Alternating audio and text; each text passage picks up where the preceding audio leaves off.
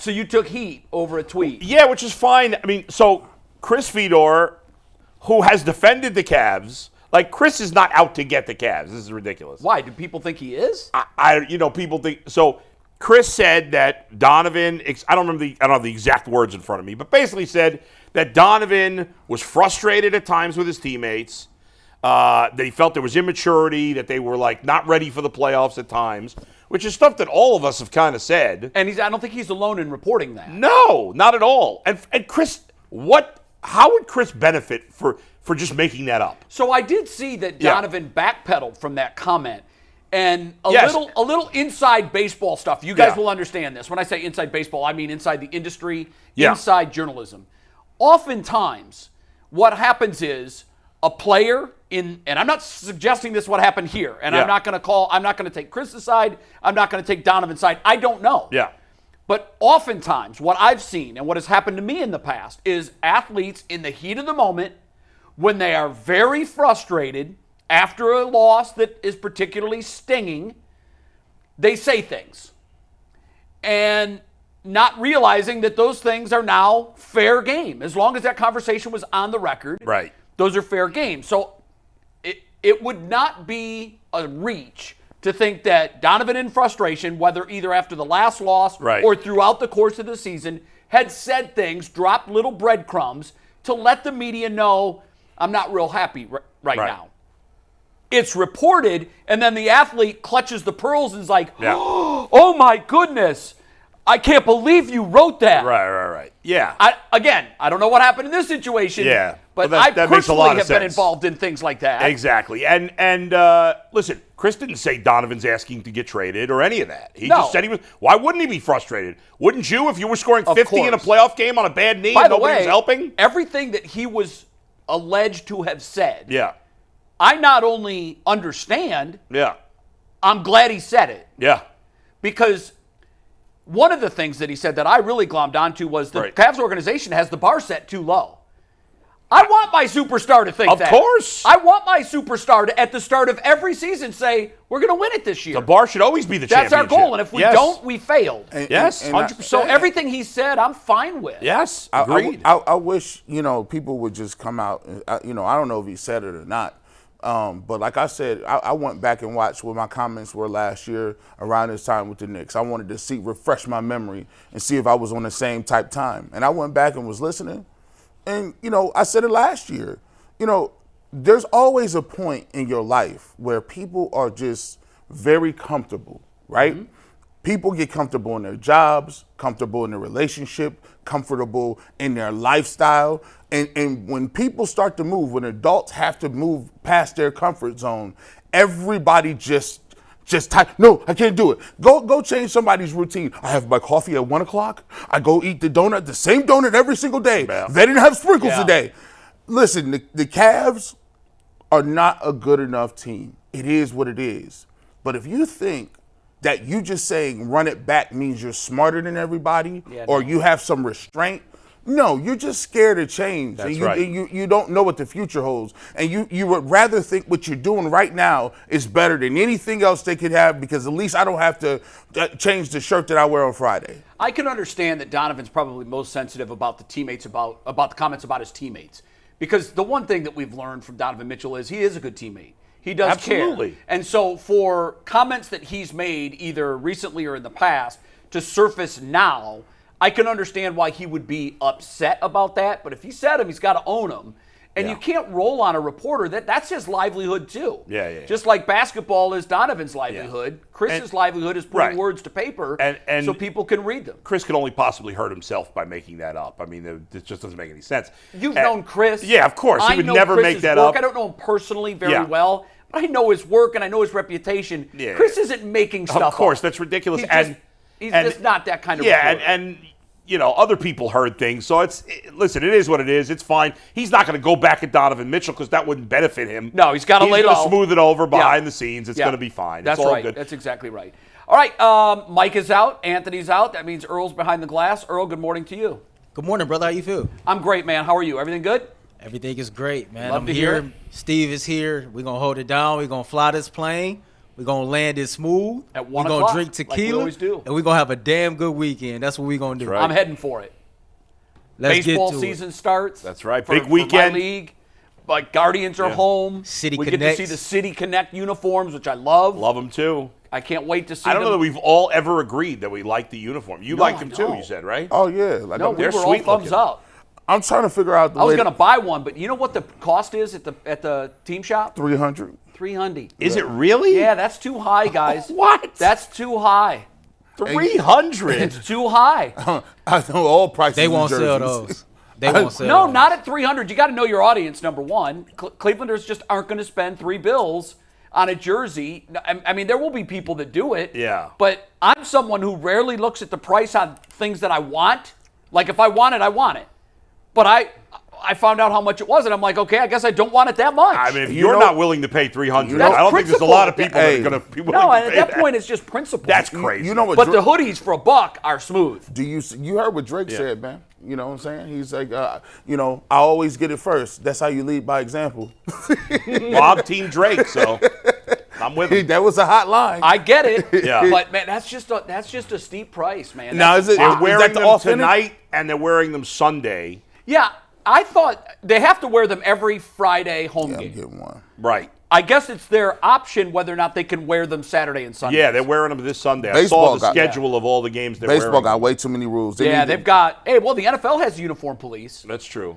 Like there is a. And Yeah, in but the most NFL cases, can do anything and nothing. They did take it affects off. They did take the penalty off the shoes and stuff. People could wear that now. They did, but they still have. And I think it was. Is it Reggie Langhorne? There's a former player from the '80s Yeah. who was the Browns uniform police officer. Oh, really? I didn't And he realize that. stands at the entrance every week, and as the players come through, he looks to make sure that there's no violation. The league's very particular. Yeah, about they that. are.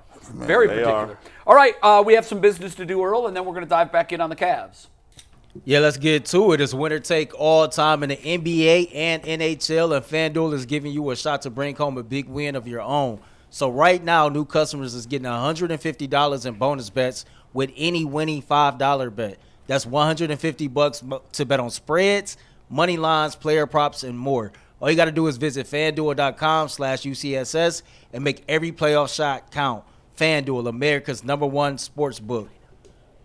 You know, it's funny. Speaking of championships, last night, a buddy of mine who I used to work with in New York was celebrating the Rangers getting to the Eastern Conference Finals in the Stanley Cup, and he's like, man, we've had 30 years of suffering, and I'm like, dude, you're a Yankees and Giants fan. I understand the Rangers haven't won in a Pump the while, brakes on suffering. but I don't want to hear about your But suffering. I will say, for the Rangers Yeah. and the Knicks, it's been a drought. It has man. been. It's been Cleveland-esque. Well, what's funny is the last time they were both in the finals in the same year, 30 years ago. Yeah, I know. The Rangers won the Stanley Cup. The Knicks lost in the final. Knicks Right. haven't won a championship, I think, since '69, I believe. I think it was 70. Maybe it was 70. Somewhere they won around there. in It's been a long 70. time. Shout out to but Mark. I can't feel bad. Now, if you're, Yeah, I if- can't either.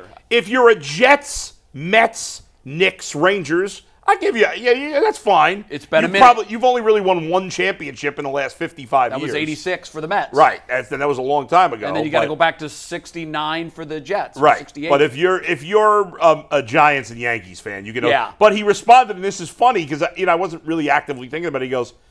He's like, yeah, but Cleveland's seen the championship more recently than I have, and I was like, yeah, that's actually beautiful. true. That's beautiful. Shout out to Mark Messier, wherever you at. Yes, He was that's the right. man. Yeah. Yeah, they're going nuts in New York right now for Yeah. those two teams. Yep. Breaking news. Our rant has already yielded results. Really? Where'd you find that jersey? How much was it? $174. Ooh, that's a big difference. yeah. 174. And I said, what, is that like one of the Chinese sites? Nah, here you go. Because they'll sell stuff Oh, for like yeah. $40. I don't like them. They stole my Kool-Aid Mafia stuff. did. You They did. owe me money. But this is you're ready to go. Where's that from? That's the real deal. That's from Fanatics. Fanatics. 170? 175. 174. So I don't know why the team shop is $125 crazy. more for one item. Now, And with these, I don't even have to leave my house. Now Right, and it will be there in no time. That's they right. only free express delivery. They give you that. And the order ships within 2 hours. And by the So way, I could have that by Sunday's game. yes, you could. Yeah. They only come in XL though. All the rest of the sizes for We're out of luck. two, You 3, can and wear 4 an XL. XL. Well, they're sold out Yeah. because it's a good It's price. good deal. That's a reasonable price. I mean, That is still reasonable. not cheap, but it's It's not cheap, reasonable. but I would drop $175 Right, for the that. 300 is we're crazy. in I there. can't do the 300 for one jersey. I can't do it. There is a price. Like there's, There's a threshold. I've put something in the budget. I can't go over 400 for like one piece of anything. Is that according to you or according to Wifey? No, we renegotiated my deal. What was your max? my max was like 250. And now But it's up to 400. Now it's Wow. up. Now it's Life up to is 400. good. I mean, that's a good negotiation right there. You Yeah. almost I think doubled so. your max. I think Yeah. it's a great negotiation. I had to get some things back though. Something tells me you don't want to talk about what you had to get back. Yeah, I gave some things back, some concessions. All right, Earl, business taken care of, or do we need to do another one? No, we'll keep it going. So I'm pretty Okay. sure by now everybody has read the infamous article written by the athletic trio, including our own Jason Lloyd. Napalm. Jarrett Allen, Darius Garland. It seemed like everybody just took haymakers. Is this the end of the Cleveland Cavaliers' current core four? What do you It guys better think? be, guys. Yeah, I think so too. I mean, it better be. And I'll tell you, in a perfect world, to me, I think you move on from Jarrett Allen and Darius Garland. Yeah. And I would not have said the Jarrett Allen part even just 2 weeks ago. I've been down on Evan Mobley just like you guys, but I was really impressed with how he played in Boston. And that kind of changed my feeling. Plus, the Cavs believe in him, and maybe we see the best of his game if he becomes the number 2 option with the Cavs. I just really was impressed. And the playoff stats are misleading because he didn't play well in the Orlando series. But he was great in the Boston series, and he got better every game. He averaged, I think, 22 and 10. Was that, though, because Porzingis was out? Sure. I want to temper the numbers a little bit. I don't want to go over the top. Yeah. He's still going to struggle with the elite centers, no Right. doubt. But I thought there was clear progress made from him in this series. He showed more aggression, and so I want to see more of what he's got. We know what Jarrett Allen is, and because of some of the stuff that was written about Jarrett Allen and what happened here, I think you got to break the team up. It's got to be different. As long as Donovan Mitchell is willing to stay, which Jason, a lot of people thought he wasn't, and Jason's been saying he thinks he does want to stay now, and I'm going to trust Jason. He would know as well as almost anybody. Sure. So if Donovan Mitchell is willing to stay, then of course I'm choosing him over Darius Garland. The other choice is a little more debatable, but I think in the end, Mobley still has more upside than Allen, and so I'm trading Allen, and I'm trading Darius Garland. And I think one good fit, and Mike mentioned this yesterday, is the New Orleans Pelicans, who have a bunch of wing players, which is what they need to do. Yeah, he's not the only one with the Yeah, theory that New Orleans would work. What do you got? I know you're not running this back. I didn't want to run it back last year. I didn't either. I sat back and I watched everything play out. And look, people are saying, well, Jarrett Allen was your second best player. Well, let's go and analyze that. Can Jarrett Allen be the second best player on the championship team? If you're asking that with Donovan Mitchell, the assumption that Donovan Mitchell is your best player, I don't know. I don't think he. I don't think so. I mean, maybe if it's LeBron in his prime as the best player, but that's about it. I mean, but LeBron plays with AD, who's light years.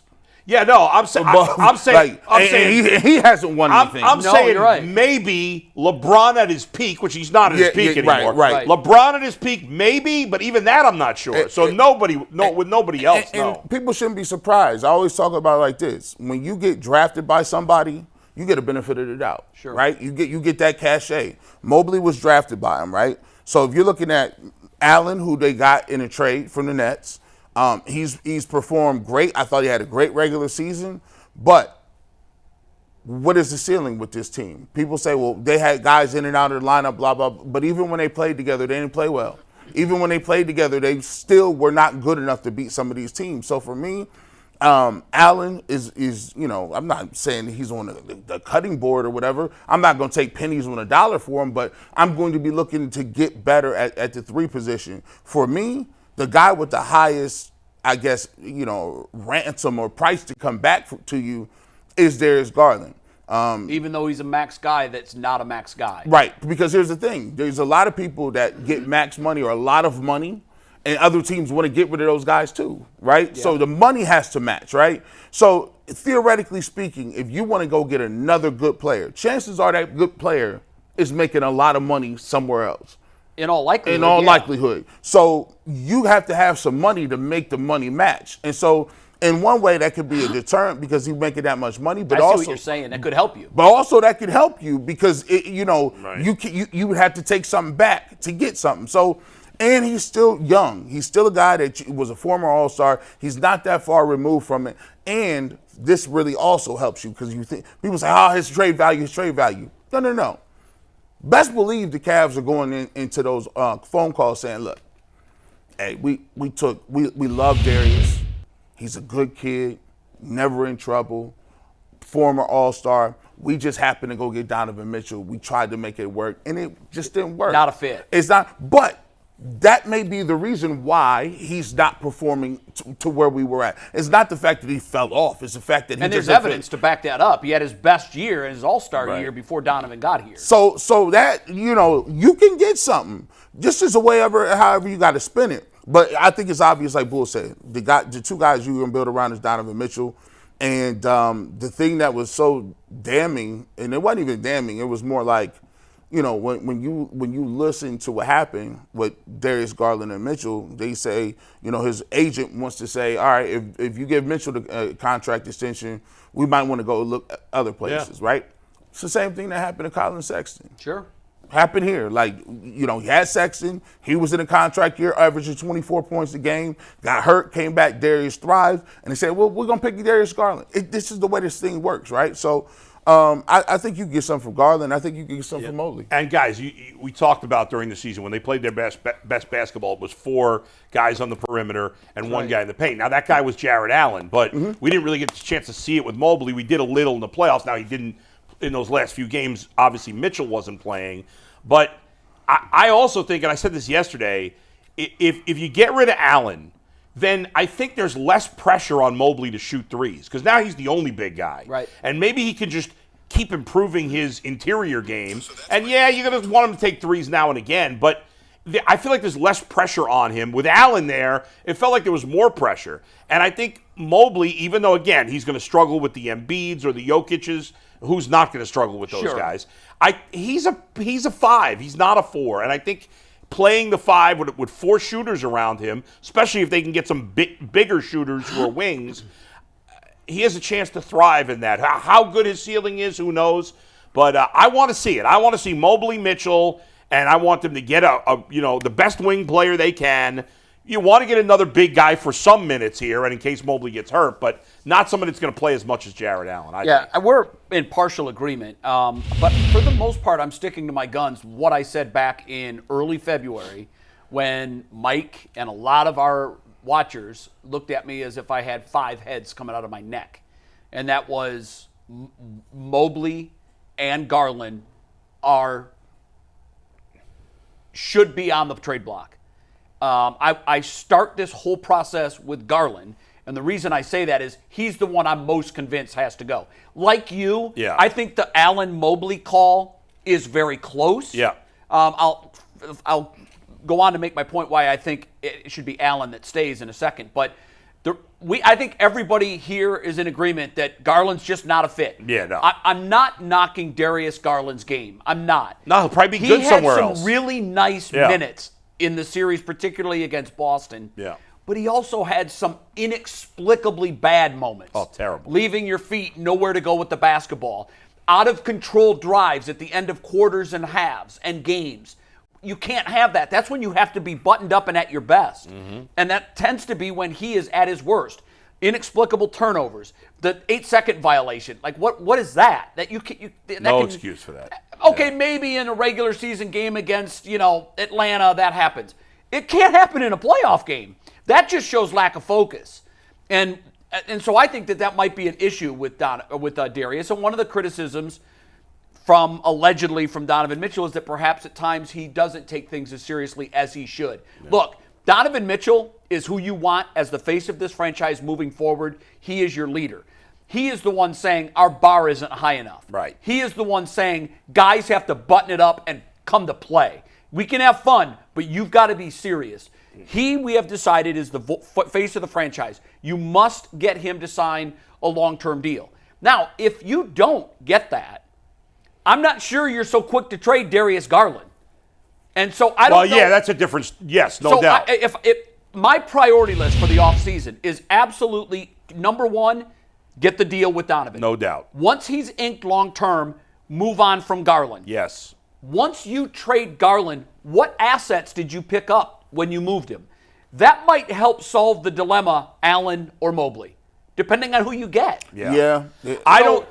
Before you give your point on why you think Allen, and by the way, and maybe I shouldn't change based on one series, but I would have been more into trading Mobley than Allen probably before the Celtics series. I think you're right. You were leaning that way. But between what happened in the Celtics series, the way he played, and some of the stuff about the way players felt about Allen's situation, yeah, that one didn't help. That didn't help his stuff. But I think the Cavs are way more likely to trade Allen than Mobley. I agree with you. Whether they should or not, I think who they are. knows? Now, But, you made a good point. You said, unfortunately, we didn't have the control in the experiment. Right. We didn't get a long stretch without Allen but Mobley. Right. But I do know this. My eyes didn't lie from January 1st to the middle of February when it was Allen and no Mobley. My eyes were not lying to me when they went 18-2. Yeah. When they won 17 of 18. A lot of people want to point to the schedule. The schedule is what the schedule is. The fact of the matter is, in Cleveland Cavaliers history, they have never had a 20-game run where their margin of victory was what it was during that 18-2 stretch. And that includes any 20-game stretch with LeBron James on the roster. Right. What I saw was the kind of product that translates to playoff wins. Outside, 4 guys, 1 in, and Allen filled that role marvelously. And they had shooters on the floor. Everything opened up. The spacing was there. That's why they were hitting so much. Why was their three-point shooting so much higher in that 20-game stretch than at any point in the regular season? Because of the style of basketball they were playing. Yeah. Teams had no choice. And the spacing was there. The threes were there. Merrill became a folk hero in that stretch. Yeah. And then all of a sudden became irrelevant when Mobley came back. I think you also have to take in consideration coaching, right? And a lot of people say, what was JB going to do? What was JB going to do? What was JB going to do? He didn't have this. He didn't have that. Well, last year you said what he's going to do. He didn't have any shooting, right? So this year the guys come out and they're not shooters like we thought they were. But one part of coaching that everybody forgets is I always go back to this, and it stuns me that people don't understand this. When I used to work in management, we would have people that we would recruit and we would interview. And we got to a point where we were interviewing twos. And it got to a point where we were turning down a lot of candidates. And then HR came in and said, why don't you like this guy? Why don't you like this guy? What's wrong with that girl? What's wrong with this lady? And then we go down through the list of the different things. And she said, listen, guys, look. You're not, and in this position, you're not going to get A players walking through the door all the time. Yeah. As a matter of fact, you're not going to get B players all the time. It's your job. That's why we hired you. Turn the C's into B's. To turn those C's into B's and the B's into. No, that's true. So my thing is, when you saying Evan Mobley ain't it or this guy ain't it, what does JB do? Who did he develop? Who did he get that went to the next level? Because when I look at it, I look at the Denver Nuggets and why they are good and how they got good. You know why? They got Porter, right? He came in at 3. He became a real stud. 6'8", can shoot. Out of Missouri, had back problems, but they developed him. Halliburton, guess what? Yeah. Developed him. Maxey developed him. You don't just get guys that are finished products. So are we all on the same page that the page needs to be turned from JB? Yeah, definitely. And I give him credit. I thought he had them playing their asses off. Totally undermanned against Boston. I think we can give him credit. Yeah. I thought he did a decent job in that series, considering, and I still think it's time to move on. That's the price. No doubt. That's the price to admission, boo. When people say you play hard, that's the price to admission. That's that's like saying, well, I showed up today. No, but I think you could still. I agree with you in general about that, G. But considering how shorthanded they were, I mean, I thought they were going to get killed in those 2 games. To a man, I look at it like this. You never say that, and this is just why I'm trying to elevate the bar. When you see the Miami Heat, we don't never say that. No, that's fair. We know the Heat. When you step on the court you know what the expectation is. No, that's true. That's right. And that's got to be, we should feel that way. We should expect to win a championship. Well, we've talked before about teams. Yeah. The decision to fire a coach, there's two layers to it. Who comes in? And right now, I don't know who that guy is. Yeah, I'm not sure either. And so because of that, that might actually impact their decision to move on.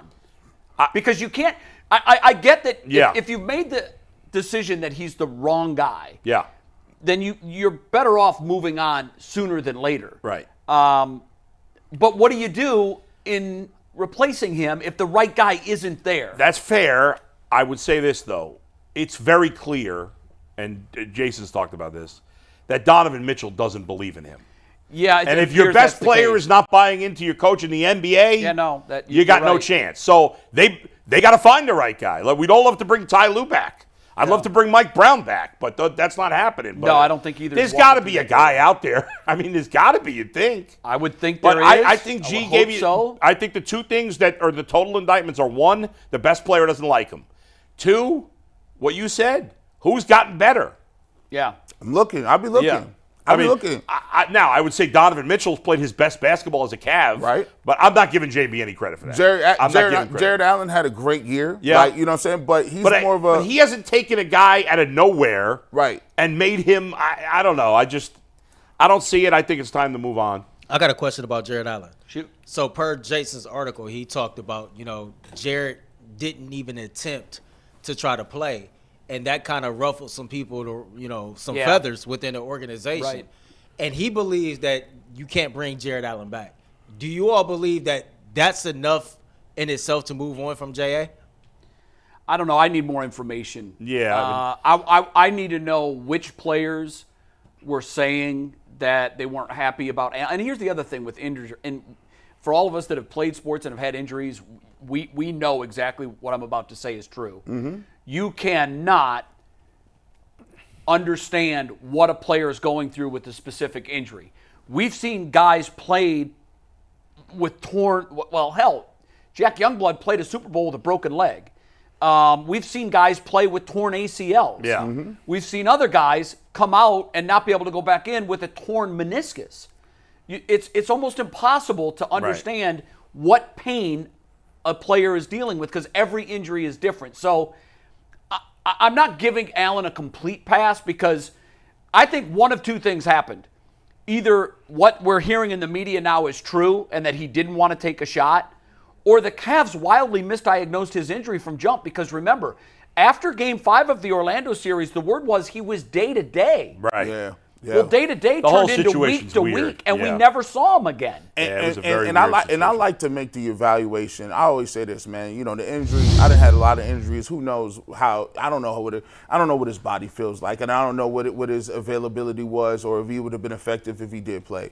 So my thing is, I always err on this. It ain't about what you did off the court. It's about what you do on the court. When you're on there. When you're on there. And I'm talking, and we've been talking about the overall fit for 2 years. Can you play two big dudes who cannot stretch the floor? And when you look and watch, Mobley has been effective when Allen isn't there. Allen has been effective when Mobley isn't there. Right. And that just shows you, like, okay, well, let's reevaluate that. And not only did that, the whole thought process with the core four, because we let Kobe Altman off the hook here a little bit, but you not only had that at your 4 and 5 spot, we're figuring out how you're going to coincide, but you also have that in your backcourt.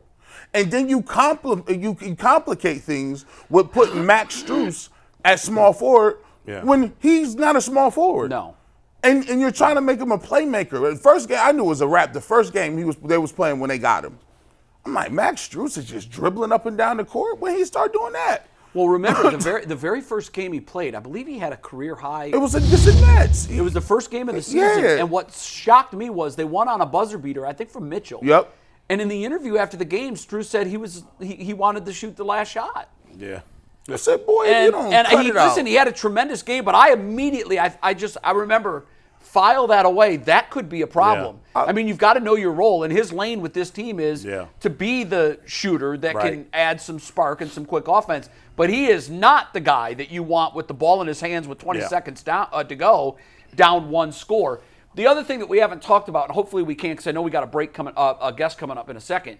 But the one thing that I think we have to talk about in this grand discussion with the Cavs is Kobe Altman. Because if you look at his offseason acquisitions, last year the determination was made, we need shooters. Yeah. He went out and got guys that we all said, wow, we're better. Right. He got Niang and he got Max Strus. The fact of the matter is, these might have been A-list groceries when he brought them home, but they were not integrated into the meal the way we thought they would be. Is that on Kobe? Is that on JB? Strus did a little better at the end of the playoffs, but Niang was terrible. Niang was awful. Overall. Hold that thought.